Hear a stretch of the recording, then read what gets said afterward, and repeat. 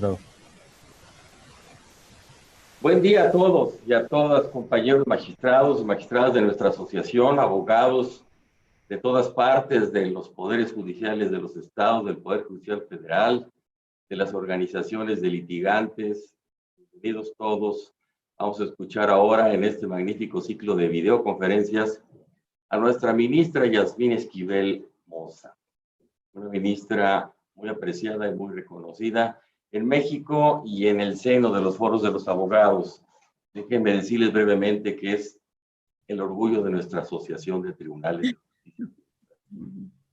La va a presentar con esmero y con toda puntualidad Sandra Rodríguez Bon, que es nuestra presidenta del Tribunal de Justicia Administrativa de Coahuila, un tribunal muy avanzado y modernizado ya gracias a la magnífica conducción que lleva Sandra de los trabajos en aquella región del país. Con ustedes, nuestra ministra Yasmín Esquivel y Sandra Luz Rodríguez Wong. Por favor, Sandra. Muy buenas tardes a toda la audiencia que nos acompaña a través de este medio. Hoy, dentro de este ciclo de conferencias, tenemos el honor de recibir a una destacada jurista, a quienes sus antiguos pares reconocen como fuente de inspiración y de aliento en el quehacer diario de los tribunales administrativos del país. Señora ministra Yasmín Esquivel Moza, bienvenida a esta su casa, la Asociación Nacional de Magistrados de Tribunales de Justicia Administrativa de los Estados Unidos Mexicanos. Me corresponde, y lo agradezco, el privilegio de referirme a una de las mujeres más sobresalientes del país. La mujer número 12 en haber sido designada ministra de la Suprema Corte de Justicia de la Nación en casi 200 años de quehacer judicial en México, defensora de la legalidad y los derechos humanos, preocupada y ocupada siempre en la preparación y formación de sus compañeros. Sobresaliente en el ámbito personal y profesional, cuenta con una vasta hoja de vida que hemos intentado abreviar. La ministra Yasmín Esquivel Moza nació en la Ciudad de México un 15 de septiembre. Realizó sus estudios de licenciatura en Derecho en la Universidad Autónoma de México. Cuenta con especialidades en Derecho Administrativo, Fiscal y el Sistema Financiero Mexicano, cursadas en la Universidad Panamericana. Es maestra en Administración de Instituciones Educativas por la Universidad Valle de México. Diplomada en Gobierno y Administración Pública por el Instituto Nacional de Administración Pública. Doctora en Derecho por la Universidad Complutense de Madrid en coordinación con la Universidad Anáhuac. Colaboró en las delegaciones políticas de Coyoacán, Benito Juárez y Azcapotzalco del entonces Distrito Federal, hoy Ciudad de México. Fue directora de Asuntos Políticos de la Dirección General de Gobierno del Departamento de Distrito Federal. Trabajó como coordinadora de asesores del Subprocurador de Asuntos Jurídicos y Política Criminológica de la Procuraduría General de Justicia del Distrito Federal. En el ámbito legislativo, se desempeñó como secretaria técnica de la Comisión de Hacienda de la primera legislatura de la Asamblea de Representantes del Distrito Federal. Fue asesora jurídica de la Secretaría General del Infonavit. Durante los últimos 20 años, la doctora Esquivel Moza se ha desempeñado en el ámbito jurisdiccional, iniciando como secretaria de Estudio y Cuenta de la Presidencia del Tribunal Superior Agrario, y en el año 2004 el presidente de la República la propone como magistrada unitaria de los tribunales agrarios, cargo en el que fue designada por unanimidad por el Senado de la República. En el 2009, el jefe de gobierno del Distrito Federal la designa magistrada de la Sala Superior del Tribunal de lo Contencioso Administrativo, cargo que fue ratificado por unanimidad por la Asamblea Legislativa del Distrito Federal. En enero del 2012, el Pleno de la Sala Superior del Tribunal de lo Contencioso Administrativo del Distrito Federal la elige como presidenta del Tribunal de la Sala Superior y su Junta de Gobierno. Durante su administración, el tribunal ha vivido una de las más grandes transformaciones de su historia. Entre otras acciones destaca la instalación del sistema digital de juicios, con lo que ingresó a la modernidad a esta institución. Se crearon la Contraloría Interna el Instituto de Especialización en Justicia Administrativa y la Unidad de Equidad de Género y Derechos Humanos, e impulsó la consolidación de la Unidad de Transparencia y Acceso a la Información Pública. Como prioridad, se fortaleció la Secretaría de la Defensoría Jurídica y Orientación Ciudadana, con lo que se mejoró la representación jurídica gratuita en los juicios contencioso administrativos. En octubre del 2016 es nombrada por sus pares de las 32 entidades federativas presidenta de la Asociación de Magistrados de Tribunales de lo Contencioso Administrativo de los Estados Unidos Mexicanos por el periodo 2016-2019. En febrero del 2018 es nombrada vicepresidenta del Consejo de la Asociación Nacional de Doctores en Derecho del Colegio de Profesionistas AC. En marzo del 2018 fue electa secretaria del Consejo Directivo de la Asociación Mexicana de Juzgadoras AC. Y en ese mismo mes es distinguida al recibir la presea Mujeres por la Igualdad 2018 que otorga la Asociación Mexicana de Juzgadoras AC. Y en marzo del 2019 es nombrada por el Senado de la República como ministra de la Suprema Corte de Justicia de la Nación. Gracias, señora ministra, por obsequiarnos su tiempo y sus conocimientos el día de hoy. La escuchamos. Muchísimas gracias a todos ustedes porque me han invitado a este ciclo de conferencias. Gracias, querida amiga Sandra Rodríguez Wong, por tus palabras que en mucho me honran. Estimado amigo magistrado Juan Ramiro Robledo, presidente del Consejo Directivo de la Asociación de Magistrados de Tribunales de Justicia Administrativa de los Estados Unidos Mexicanos, te felicito por este exitoso ciclo de conferencias. Magistrado Rodrigo Maldonado Corpus, que desde Nuevo León nos está viendo, vicepresidente, también integrante de la mesa directiva de esta importante asociación, querido magistrado Pedro García Montañez, secretario de la misma. Así también le envío un saludo a Olimpia María Azucena Godínez Viveros, tesorera de la asociación allá en Guerrero, al magistrado Jesús Sanlén Alemán, presidente del Tribunal de Justicia Administrativa de la Ciudad de México. También un abrazo muy cálido, Jesús. A la magistrada Mirna Araceli García Morón, segunda vocal y amiga presidenta del Tribunal de Justicia Administrativa del Estado de México, también integrante del Consejo Directivo de la Asociación. A la querida magistrada María de Lourdes Dip, que es tercera vocal en Puebla. Le mandamos también un fuerte abrazo desde aquí. Y por supuesto a mi querida amiga magistrada Sandra Rodríguez Wong, que me ha presentado ya. A todas y todos del Consejo Nacional de la Asociación, estimados amigos, magistrados, magistradas, presidentes de los diferentes tribunales administrativos de los estados, una asociación que tengo yo parte de mi corazón en ella y que efectivamente tuve el honor de presidir hace algún tiempo. Querido auditorio que nos acompaña a través de esta plataforma digital a este primer ciclo de conferencias Actualidad en la Justicia Administrativa en México, que hoy tengo el honor de participar. Es para mí un motivo muy especial de agrado este encuentro. Hoy necesariamente virtual. Con todas y todos ustedes me unen muchas experiencias con quienes compartí en el seno de la asociación que tuve el honor de presidir y que me siento sumamente estrechada y vinculada con ustedes. Agradezco la amable invitación a participar. Se han integrado destacados juristas en el ámbito nacional e internacional.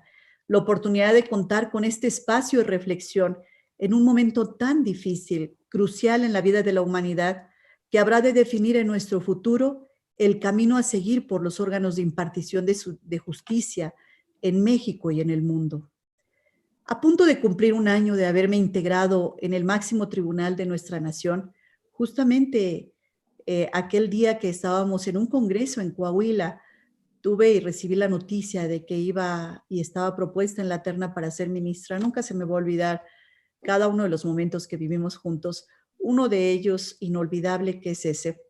Yo nunca me imaginé el desafío tan grande que traería tras de sí la pandemia, el coronavirus COVID-19 y la gran responsabilidad que habríamos de enfrentar desde el alto tribunal.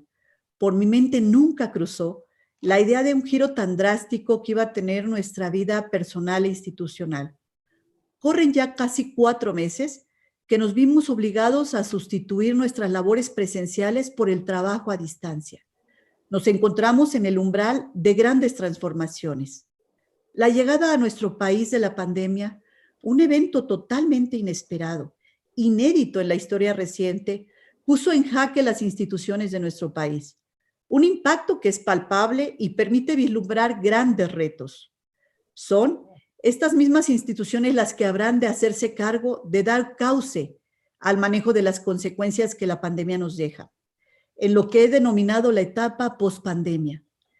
Instituciones que hoy se pusieron a prueba, que necesariamente habrán de fortalecer para cumplir con la misión que hoy tienen por delante, gestionar el cambio o los cambios que se avecinan y eventualmente afrontar situaciones semejantes, otras pandemias, otros desastres originados por el cambio climático, son una amenaza presente hoy, una tragedia derivada de un temblor, el polvo del Sahara, cualquier otra tragedia que se llegue a dar o otra pandemia.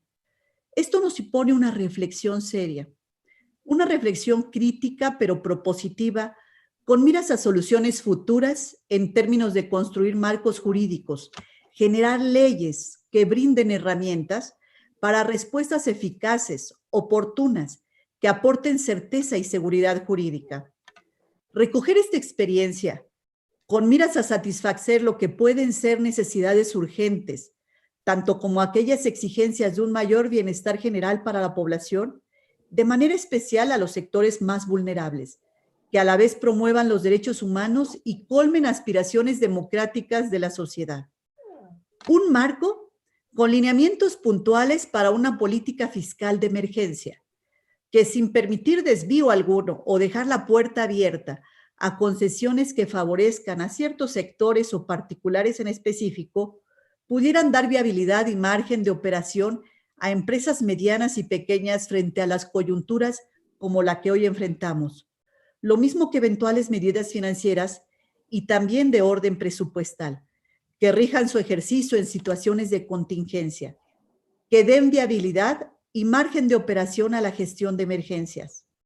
En la materia laboral, se impone de igual manera una revisión a la legislación atinente, que tutele los derechos fundamentales de los trabajadores en momentos de emergencia, que no deje a su suerte al arbitrio de los empleadores. A esto debemos sumar la conveniencia de revisar el sistema de salud y seguridad social, aspirar a una cobertura universal de calidad, un marco con lineamientos puntuales en todos los órdenes, incluidos, por supuesto, el sistema de impartición de justicia. En suma, normas para un Estado de derecho operativo y funcional en época de crisis. A este impacto, las instituciones, por supuesto, no escapó el Poder Judicial Federal ni la totalidad de los tribunales del país. Ustedes mejor que nadie lo saben.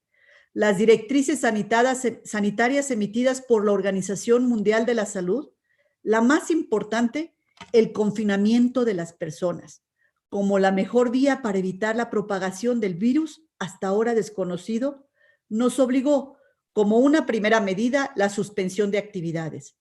Frente a la disyuntiva entre la protección a la salud, la vida e integridad física, tanto de quienes integramos la Corte como de los justiciables, y dar continuidad a la función jurisdiccional.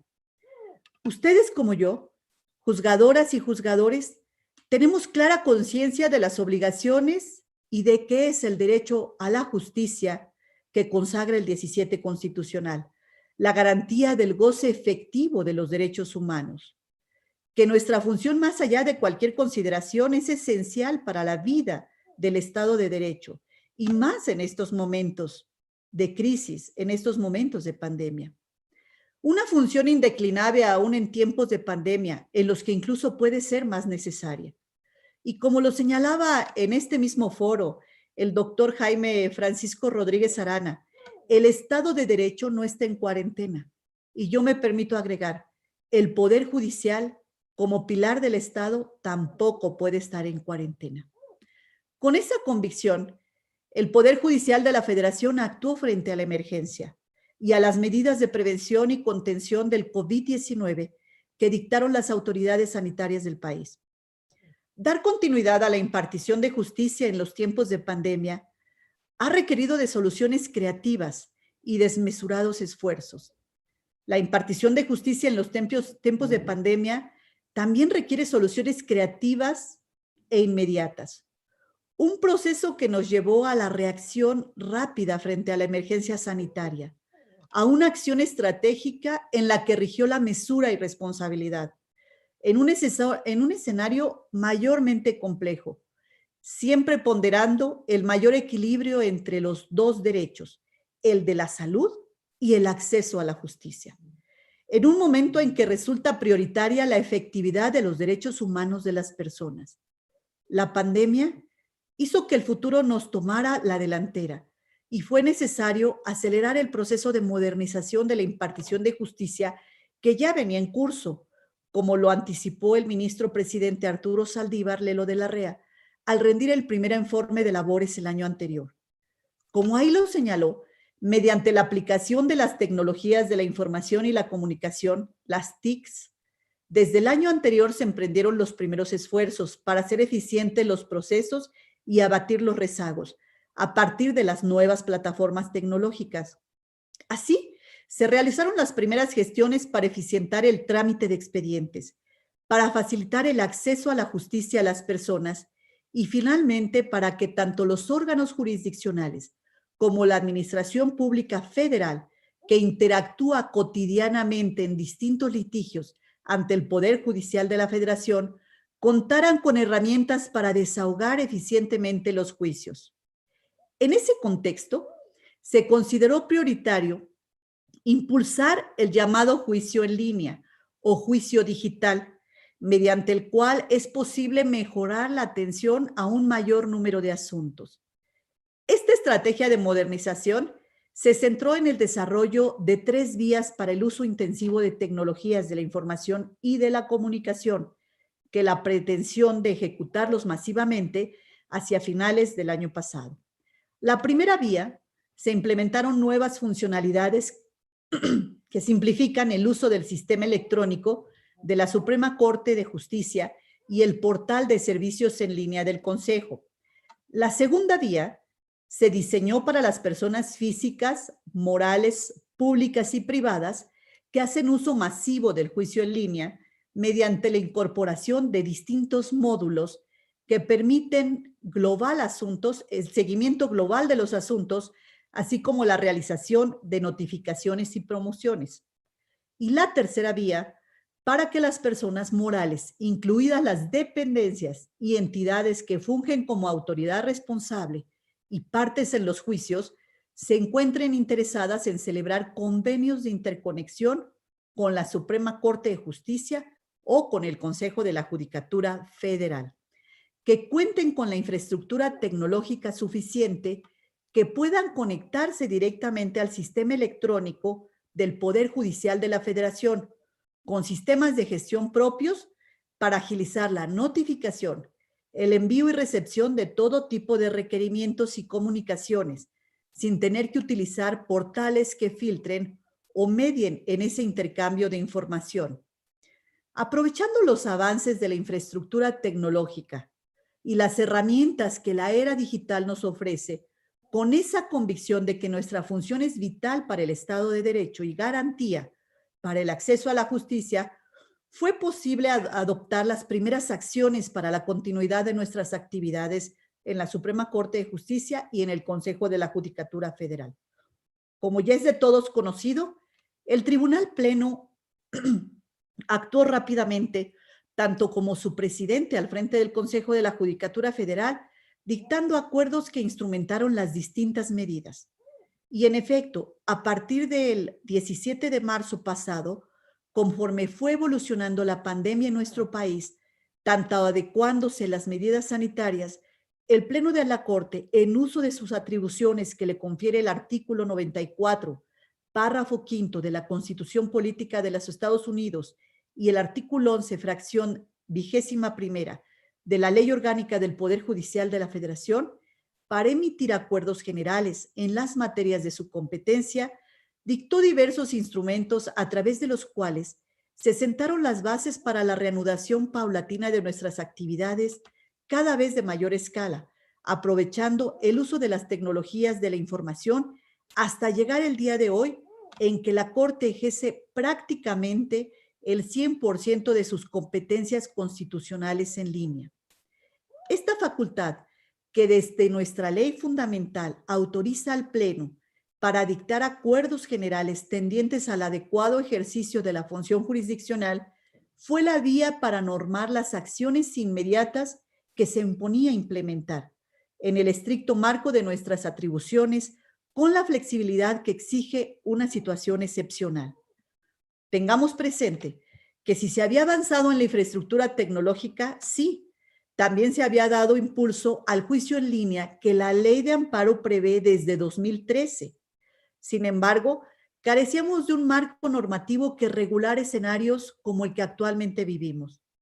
Fue necesario, siempre preservando el equilibrio entre la protección a la salud y el acceso a la justicia, la construcción de ciertos lineamientos mínimos que permitieran el ejercicio de nuestra función en el contexto de la pandemia, el que fuera de las medidas sanitarias que ninguna ley prevé.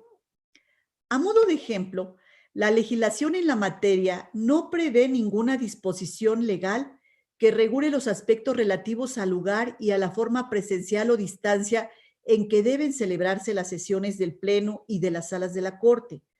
No obstante, como una primera medida, atendiendo a la especial trascendencia que tienen sus resoluciones para la eficacia del derecho al acceso a la justicia completa y sin menoscabo del principio de seguridad jurídica, a partir del 20 de abril pasado, se determinó celebrar las sesiones a distancia con el fin de permitir que la Corte ejerciera oportunamente sus atribuciones constitucionales mediante la resolución de los asuntos de su competencia, atendiendo a las formalidades legales establecidas para el desarrollo de cualquiera de estas sesiones, las que fueron detalladas en los diversos acuerdos 4 del 2020 y 5 del 2020, ambos del 13 de abril del mismo año.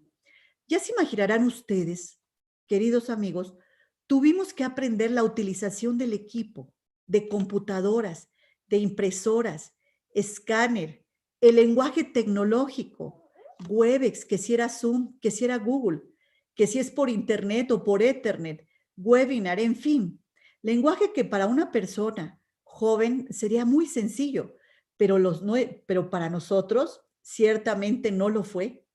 Pero aquí estamos, nuestra comunicación laboral y personal limitada a una computadora y una pantalla. ¿Cómo extrañamos aquellos congresos y conferencias donde para nosotros saludarnos personalmente, compartir nuestras experiencias, comer, cenar juntos era esencial? Tenemos confianza que esto pasará.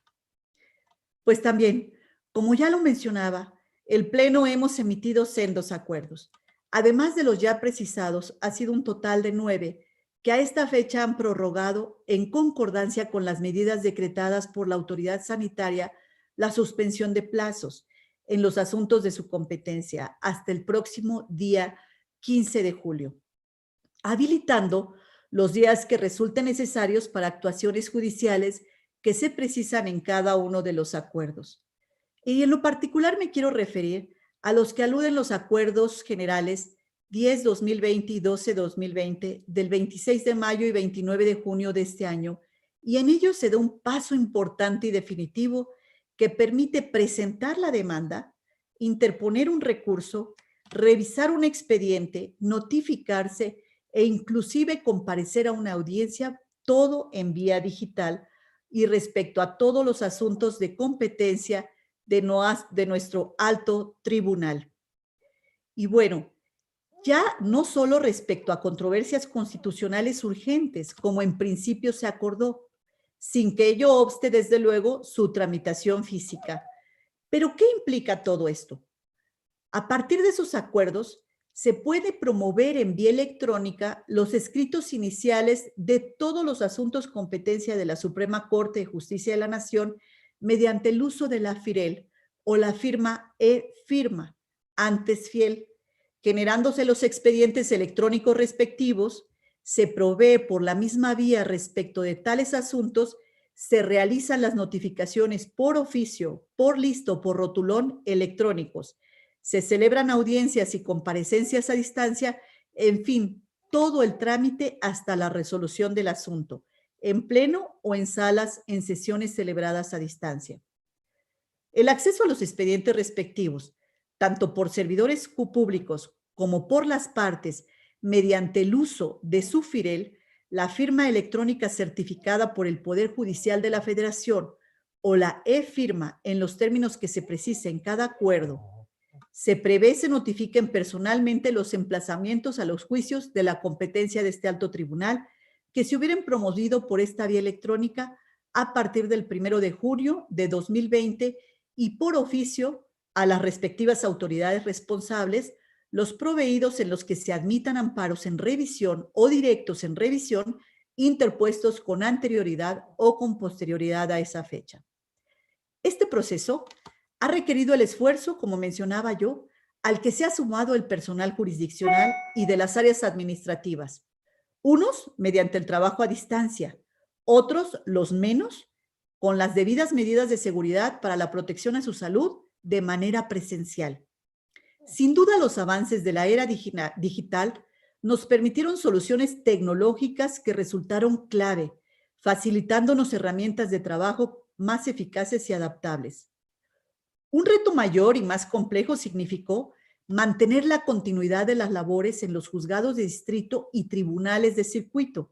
Al efecto, como también es de su conocimiento, el Consejo de la Judicatura Federal de igual manera dictó sendos acuerdos en el orden jurisdiccional y administrativo y, en principio, para la atención de casos urgentes a través de guardias, catálogo que fue ampliándose, los casos de urgencia, de las demandas de amparo que calificaban este carácter, dado el contexto de la pandemia, tanto en materia penal como civil, familiar y mercantil. Bajo dichos acuerdos, se regula el trámite y la resolución de los casos urgentes, la recepción, trámite y resolución de casos tramitados mediante el juicio en línea y la resolución de casos tramitados físicamente que se encuentren en estado de resolución, así como también el desarrollo de las sesiones de los tribunales colegiados por videoconferencia. En términos muy generales les comento que se previó un esquema de contingencia con el objetivo de dar continuidad a las medidas tendientes a evitar la concentración de las personas, a la propagación del virus y así como reanudar las actividades jurisdiccionales a mayor escala. Por hoy, hasta ahora, hasta el 15 de julio de este año, el cual regirá la función jurisdiccional bajo los siguientes postulados. Primero, trámite y resolución física de casos urgentes, a los que cada órgano jurisdiccional dará seguimiento oficioso, exhortando a las partes, de ser posible y tomando en consideración las potenciales dificultades para acceder a las herramientas tecnológicas necesarias para ello, continúen la tramitación en juicio en línea. En estos casos, no rige la suspensión de plazos y pueden practicarse notificaciones personales. Segundo, resolución de casos tramitados físicamente en los que únicamente quede pendiente la emisión de la sentencia hasta la resolución final. Y en este supuesto, sí rige la suspensión de plazos y la notificación de la resolución se hará de manera escalonada una vez que se normalicen las actividades. Tercera, recepción y trámite de resolución de casos nuevos tramitados en juicio digital o en línea, así como la reanudación de los radicados con anterioridad al inicio del periodo de contingencia y en ambos casos su tramitación y eventual resolución siempre que la totalidad o la mayoría de las actuaciones se puedan realizar a través de los medios electrónicos, con excepción de aquellos en los cuales se requiera la celebración de audiencias o el desahogo de diligencias judiciales en las que sea necesaria la presencia física de las partes y que no puedan desahogarse mediante videoconferencias o cuando resulte necesaria la práctica de notificaciones personales. Y cuarta, suspensión de plazos y términos para casos restantes. Mediante la solución tecnológica, similares adoptadas en un buen número de órganos de impartición de justicia en todo el país. Me refiero al Tribunal Electoral del Poder Judicial de la Federación, que también sesiona a distancia y ha implementado el juicio en línea por cuanto al juicio para la protección de los derechos político-electorales del ciudadano. Todos en aras de dar continuidad a la función estatal de impartir justicia, garantizar a los justiciables el acceso a esta en la mayor medida de lo posible y la plena tutela de los derechos humanos, haciendo eco en las recomendaciones de organismos internacionales que en derechos humanos, tanto el sistema interamericano como el sistema universal. Y en efecto les quiero comentar que la resolución 1 del 2020, Pandemia y Derechos Humanos en las Américas, la Comisión Interamericana de Derechos Humanos exhortó a los estados a asegurar la existencia de mecanismos de acceso a la justicia ante posibles violaciones de los derechos humanos en el contexto de las pandemias y sus consecuencias. Asimismo, en la Declaración de Emergencia Coronavirus, Desafío para la Justicia, en esta declaración, el relator especial de Naciones Unidas sobre Independencia Judicial calificó como decisión urgente la racionalización inmediata a lo esencial de los servicios que prestan los sistemas de justicia en torno a asuntos que puedan considerarse prioritarios. Señaló que las tecnologías de la información y el uso del teletrabajo para enfrentar la crisis actual, procesando casos de abusos desde ser urgentemente puesto en funcionamiento. En esta misma línea, se sumó también el Tribunal Federal de Justicia Administrativa, que desde el mes de abril lleva a cabo sesiones virtuales, tanto en pleno general como en cada una de sus secciones.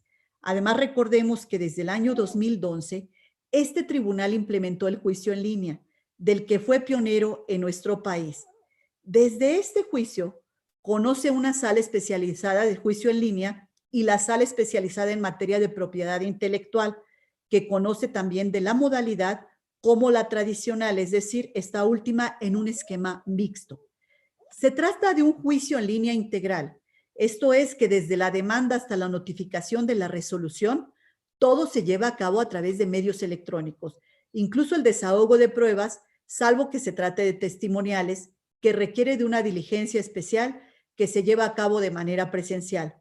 Aunque, como sabemos, dada la naturaleza de los asuntos que conoce el tribunal, el ofrecimiento de este medio de prueba es excepcional, al igual que los tribunales de justicia administrativa locales. Para acceder a esta modalidad, se requiere el registro de e-firma, hasta ahora un trámite que debe llevarse a cabo de manera presencial, o en el caso de los demás tribunales también puede ser a través de la FIREL del Poder Judicial Federal. En los próximos meses, sabemos ya, se materializará un nuevo proyecto en este tribunal que se llama el Juicio en Línea 2, a implementarse en las salas del tribunal. Un importante referente considerado que se trata de una experiencia exitosa en casi una década desde su implementación. Muchos de sus tribunales, al igual que los tribunales superiores de justicia de los diferentes estados de la República, han adoptado medidas para dar continuidad a sus actividades jurisdiccionales. Algunos ya tenían incluso avances importantes. Otros emprenden los primeros pasos en un desarrollo que dista mucho de ser uniforme. Lo cierto es que debemos dar cumplimiento al 17 constitucional en todo momento, y más, como lo mencioné hace un momento, en pandemia, incluso continuar sesionando en todo este tiempo. Señoras y señores, amigos, son estas las bases en las que se construye la justicia digital, en el Poder Judicial de la Federación y en nuestro país. Esta es una realidad, no hay marcha atrás. Sus ventajas son muchas y habrán de redundar en el futuro inmediato, en la modernización del sistema de justicia en nuestro país. Permitirán el mayor acceso a una justicia pronta, accesible, transparente, ágil, eficiente, en beneficio de los justiciables. Coadyuvarán además a evitar el rezago de expedientes, reducir los costos de los procesos judiciales, eliminar traslados hasta ahora obligados a veces de una ciudad a otra en la República, evitar la concentración innecesaria de personas en los órganos jurisdiccionales, incluso el uso de papel en beneficio del medio ambiente. Aunque ahora a lo largo de la pandemia, según lo venimos exponiendo, se han dado en la mayor medida posible el ejercicio de nuestra actividad jurisdiccional y se ha dado trámite a casos urgentes mediante la utilización de los sistemas tecnológicos y el trabajo a distancia. Es previsible un incremento importante en el volumen de asuntos a tramitar y resolver una vez que concluya la etapa de confinamiento y se reanuden las labores presenciales, lo que habrá de ser de manera paulatina y escalonada según lo previsto por las autoridades sanitarias. Además, de ese incremento en el número de asuntos habrá de considerarse el rezago que se va a generar ante la imposibilidad de llevar a cabo diligencias que debían desahogarse de manera presencial en aquellos asuntos en trámite y en los que habrá de continuarse con el procedimiento a levantar la suspensión de los términos. Esto sin desconocer el esfuerzo que se realizó en este tiempo por los diferentes tribunales, cuyos equipos a distancia, ante la imposibilidad de realizar otras actividades que exigían la presencia física de los órganos jurisdiccionales, trabajan para abatir rezago. Y debemos vislumbrar estas y otras problemáticas que habrán de surgir una vez que se restablezcan actividades y empezar a proyectar qué es lo que vamos a hacer al regreso a la normalidad. Los sistemas de justicia locales y el federal, cada uno en la esfera de su competencia, habremos de estar preparados para desahogar todos estos asuntos en un lapso razonable, a fin de evitar que la dilación en la resolución de las controversias plantadas se convierta en un problema social. Debemos actuar con toda prontitud, la máxima eficacia para la justicia, para que la justicia y estos requerimientos de la nueva era y transitar rápidamente a una modernidad virtual, a la justicia digital. Amén de las recomendaciones de organismos internacionales a los que me he referido, así como el reconocimiento de nuestra Constitución y diferentes convenciones internacionales del derecho fundamental de acceso a la justicia como el instrumento para el goce efectivo de los derechos humanos de las personas. La insistencia del Consejo de Europa y del Consejo Consultivo de Jueces Europeos al advertir a los estados el acceso a la justicia exige garantizar que todos los métodos alternativos de resolución, así como la digitalización de los procesos y procedimientos de gestión en juzgados y tribunales, es necesaria. Así también el informe de la Comisión Europea, en la que se subraya como el primer factor constatado para la mejora de la calidad de un sistema judicial, en términos de eficiencia, la modernización de los medios informáticos, en particular de los medios y sistemas de gestión procesal. Eficacia que señala es requisito imprescindible para crear un clima de confianza en el entorno económico y social, porque solo la constatación de que los derechos individuales y sociales se hayan protegidos en cualquier circunstancia permite generarla. El COVID-19 nos enfrentó al reto inédito de seguir funcionando ante la emergencia sanitaria, al tiempo que nos insertó en una nueva era, la era digital, tras haber constatado la viabilidad de celebrar los juicios digitales, sesiones por videoconferencia, audiencias por la misma vía, acompañados de una gestión procesal remota y del trabajo a distancia. Esto nos supone nuevos desafíos. Toda transformación social genera en suyo una dinámica de cambio jurídico. Hoy habremos de enfrentar una transformación que surge a partir de las consecuencias de la pandemia y la forma en que hemos gestionado e impacta desde mi punto de vista a la modernización del sistema de impartición de justicia en nuestro país, rumbo a una justicia digital, tanto como en el propio sistema jurídico. Estamos hablando de una transformación que pasa por cambios institucionales, como por cambios normativos en la interpretación del derecho, que el Poder Judicial de la Federación y todos los tribunales del país asumiremos un papel de suma trascendencia. Debemos tener muy claro que no estamos hablando solo de la creación de un modelo tecnológico. Requerimos de un cambio integral, un cambio sustantivo, que por otra parte arrastre al derecho fundamental de acceso a la justicia, que ha de evolucionar eliminando barreras que ya existían o bien impidiendo que los propios cambios se alcen en nuevos obstáculos. La pandemia no debe acrecentar el déficit de acceso a la justicia, antes bien por el contrario. Los retos que hoy tenemos no son menores. El detalle de algunas cifras nos permite dimensionar el tamaño en el caso del Poder Judicial Federal. En el año 2019 se resolvió poco más de 1.150.000 asuntos. Esta cifra tampoco son menores en los tribunales locales superiores de justicia y administrativos, que actualmente también tienen números importantes y algunos con un rezago de consideración. Desde ese punto de vista, se requiere el desarrollo de estas plataformas tecnológicas adecuadas a ese volumen de asuntos, además que permitan la interoperabilidad entre los sistemas informativos. Esto requiere el desarrollo de los proyectos respectivamente adecuados a las necesidades y dimensiones de cada órgano de impartición de justicia, de planes de transición digital, de programas pilotos, de capacitación. Todos estos retos de orden técnico, a los que por supuesto debemos sumar la capacitación de nuestros funcionarios, nuestro capital humano es fundamental. Por otra parte, deben brindar confiabilidad a los justiciables de su identidad a través de la firma electrónica en la generación de opciones de alta para que los usuarios a través de contraseñas puedan accesar al mismo.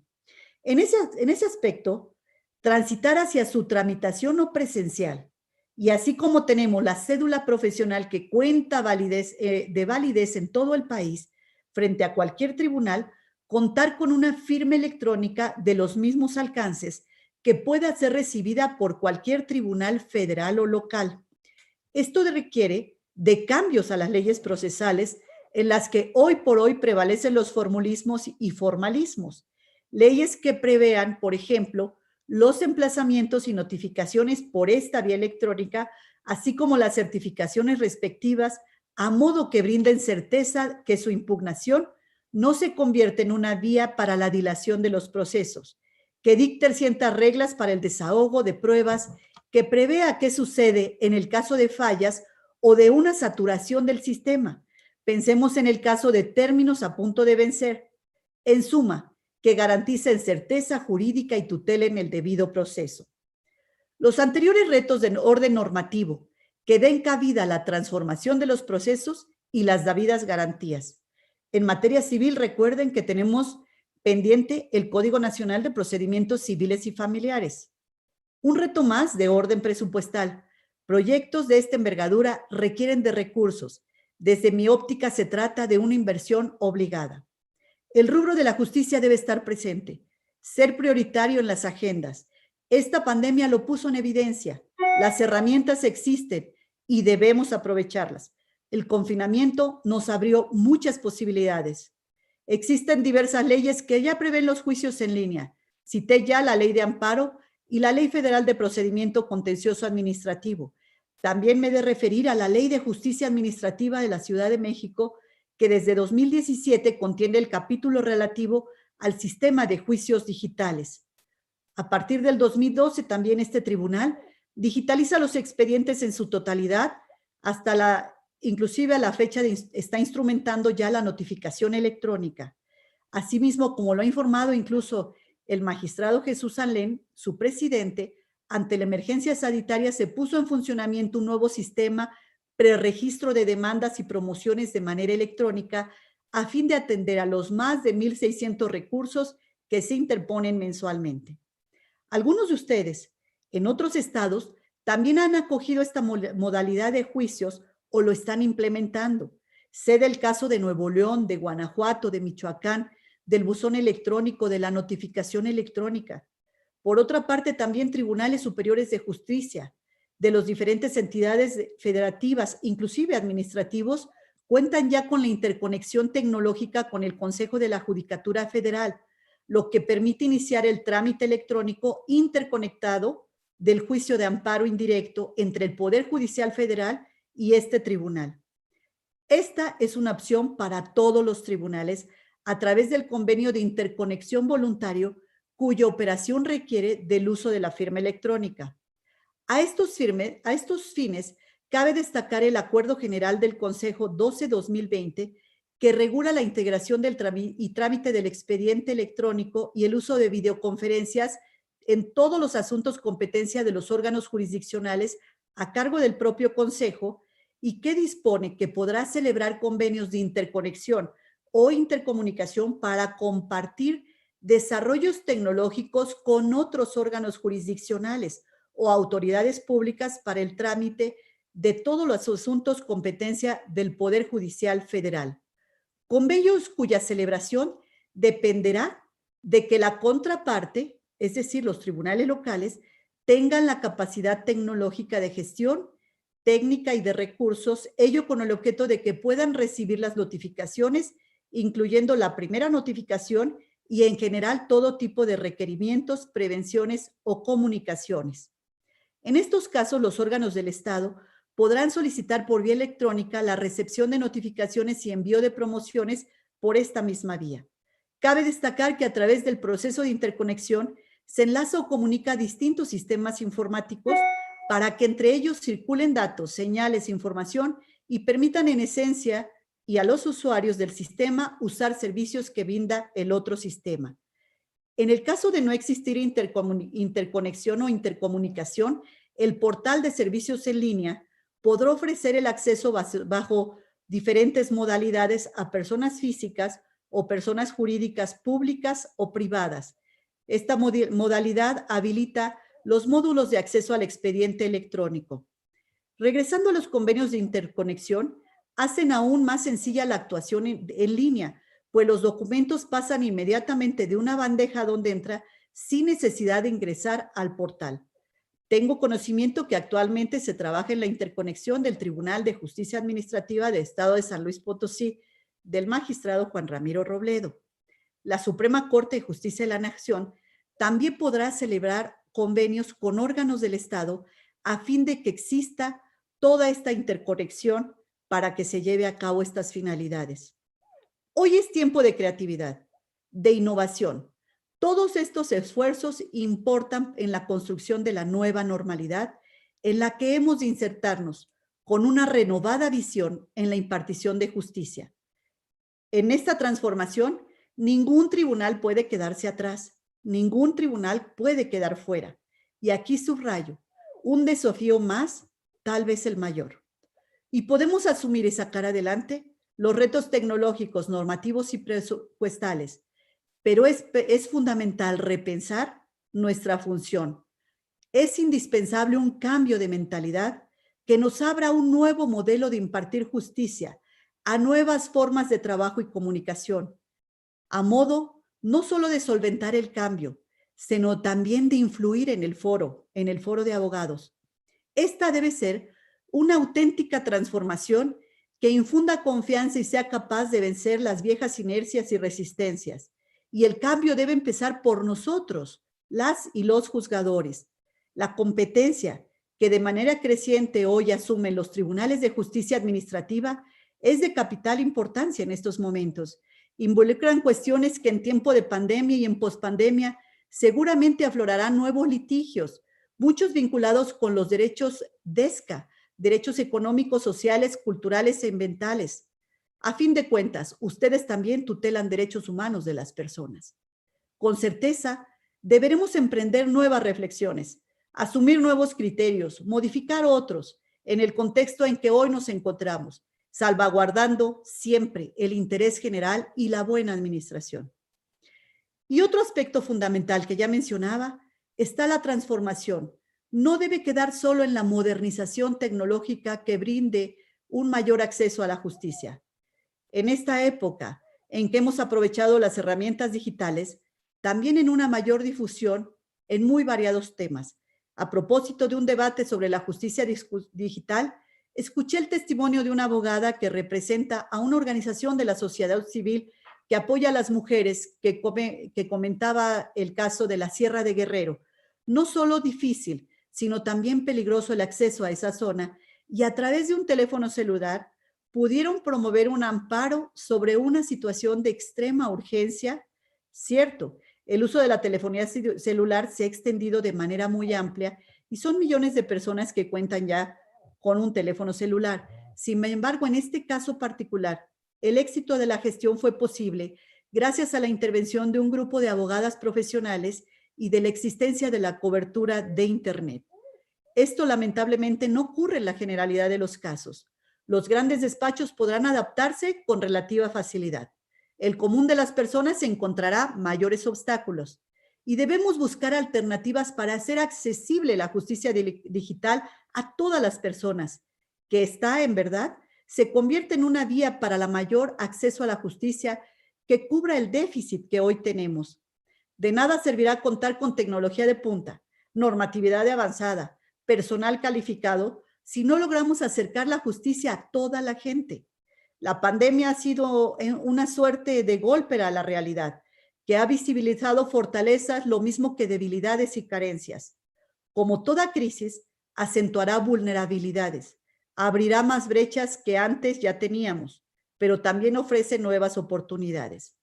Aprovechar, buscar nuevas vías de acceso a la justicia, no solo es una oportunidad, es una obligación. La cobertura de Internet, los instrumentos materiales para acceder a estas nuevas herramientas, sobre todo a personas en condiciones de vulnerabilidad, es imperativo en este proceso de transformación. Y un canal que considero pueden ser las defensorías públicas. En el Consejo de la Judicatura Federal existe el Instituto Federal de la Defensoría Pública, encargado de garantizar el derecho a la defensa pública en materia penal y el acceso a la justicia mediante la orientación, asesoría y representación jurídica en materia administrativa, fiscal, civil y en causas penales, que permite atender a la población menos favorecida. Y ahí tenemos otro ejemplo, la Secretaría General de Atención Ciudadana del Tribunal de Justicia Administrativa de la Ciudad de México, el que más conozco porque fui su presidenta, que tiene como función proporcionar en forma gratuita los servicios de auxilio jurídico a las personas de escasos recursos que así lo solicitan en los juicios de competencia del tribunal. Una asesoría, acompañamiento que va desde la elaboración de la demanda hasta la total culminación. Estoy segura que todos contarán con este tipo de servicio que exigen estas circunstancias de fortalecerse. A todas las anteriores reflexiones, quiero agregar, por último, la del trabajo a distancia. A lo largo de este periodo, el funcionamiento de los órganos jurisdiccionales tuvo como ejes rectores tres: la utilización de tecnologías de la información, el trabajo a distancia y el máximo aprovechamiento de las capacidades productivas de los órganos jurisdiccionales. Para las juzgadoras y juzgadores, así como nuestros equipos de trabajo, fue fundamental la continuidad de la actividad jurisdiccional, un trabajo intenso y comprometido. Es probable que la reactivación a nuestras labores en concordancia con las medidas sanitarias se dé en forma paulatina y escalonada o en horarios tal vez mixtos. Las personas consideradas como vulnerables en función del COVID-19 tal vez tarden más tiempo en incorporarse a los espacios físicos de los órganos jurisdiccionales. Incluso podemos pensar que el trabajo a distancia sea parte de la nueva normalidad. Y considerando todo lo anterior, será conveniente establecer protocolos adecuados, todos los casos considerando las disposiciones que en materia laboral deberán de regir. Estos fueron apenas unas reflexiones en torno al cambio que nos toca vivir. Un cambio en nuestra vida personal, un cambio en lo profesional. La pandemia auténticamente nos puso en paro, dándonos la oportunidad de hacer un alto en la vorágine del día a día, de tomar contacto con lo importante, desplazando casi siempre por lo urgente. El distanciamiento social nos ha alejado de este trato que no es esencial, como seres humanos y que ahora tanto añoramos, pero al propio tiempo nos ha acercado con nosotros mismos para repensar nuestra forma, nuestra dinámica de vida y de cómo hemos de adaptarnos a una nueva normalidad sin perder lo que rescatamos de nuestro ser íntimo en estos últimos 4 meses que aún en medio de tanta incertidumbre y desasosiego nos ha permitido enriquecernos. Como juezas y jueces, Los cambios que hemos experimentado en aras de dar continuidad a nuestra actividad jurisdiccional, hoy se nos impone encauzarlos hacia un sistema de impartición de justicia moderno, asequible a todos, que brinde una mayor y mejor acceso a la justicia. Una transformación en la que todas y todos estamos comprometidos en la convicción indeclinable de fortalecer nuestra función y del Estado de Derecho. Muchas gracias.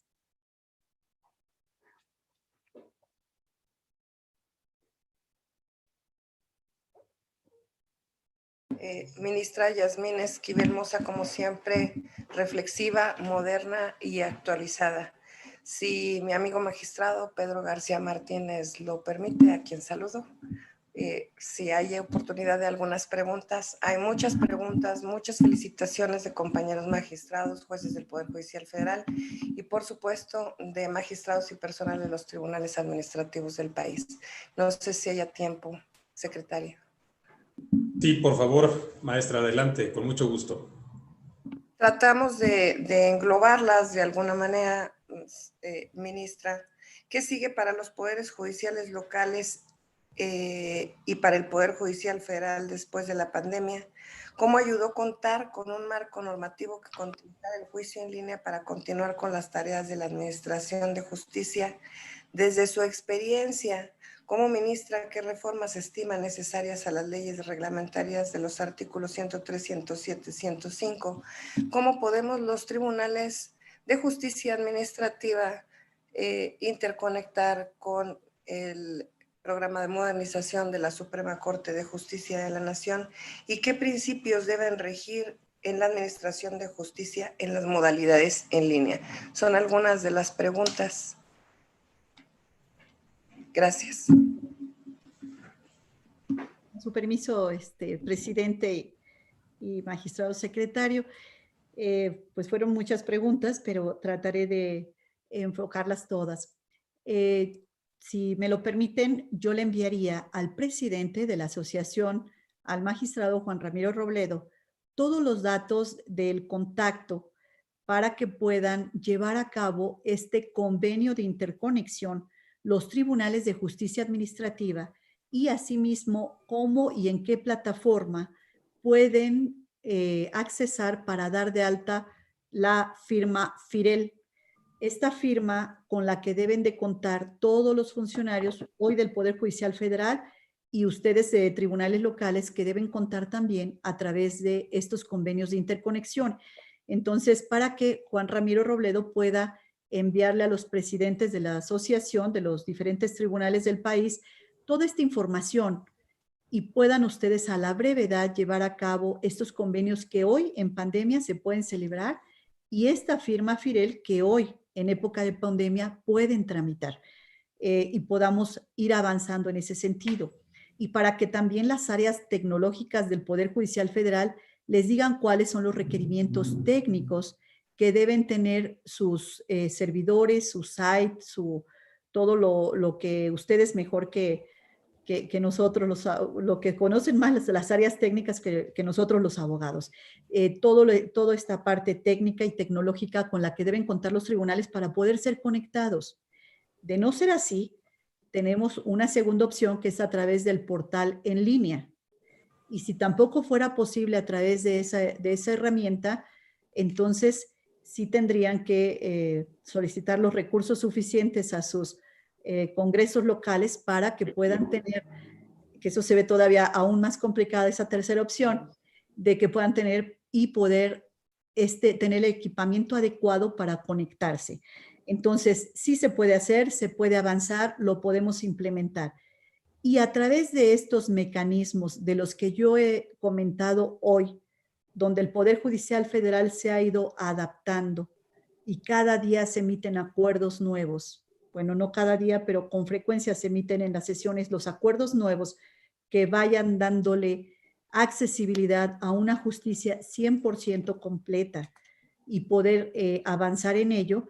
También ustedes, en la medida en que van avanzando las cuestiones sanitarias y en función de cómo van las autoridades gubernamentales señalando mediante los semáforos, el semáforo rojo, el naranja, el amarillo y el verde, mediante estos diferentes semáforos, las autoridades van avanzando, ustedes también pueden ir adecuando su función de trabajo, porque no es lo mismo estar en semáforo rojo que en semáforo naranja, amarillo o verde, para que en función de eso vayan adecuando el sistema de acceso a la justicia.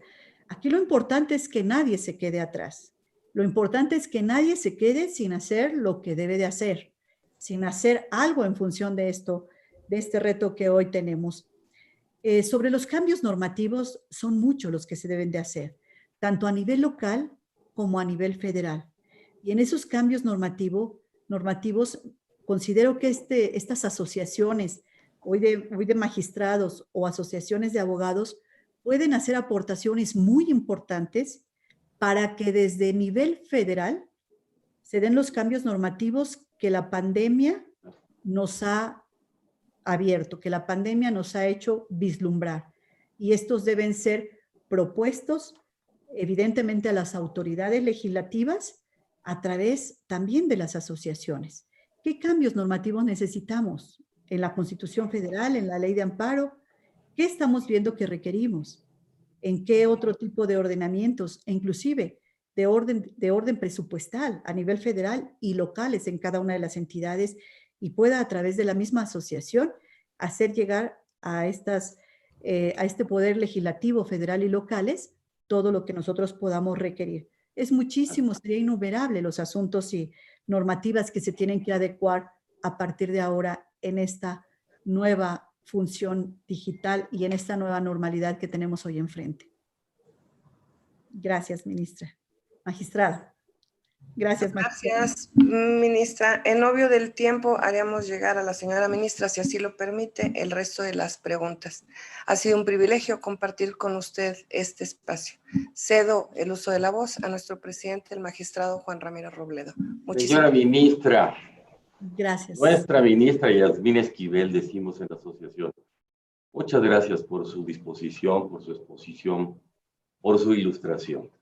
Claro que haremos llegar a todos los tribunales administrativos y a otros más todos esos proyectos de convenios para interconectarnos con el Poder Judicial Federal muy pronto y para impulsar los cambios que requerimos. Lo que nos ha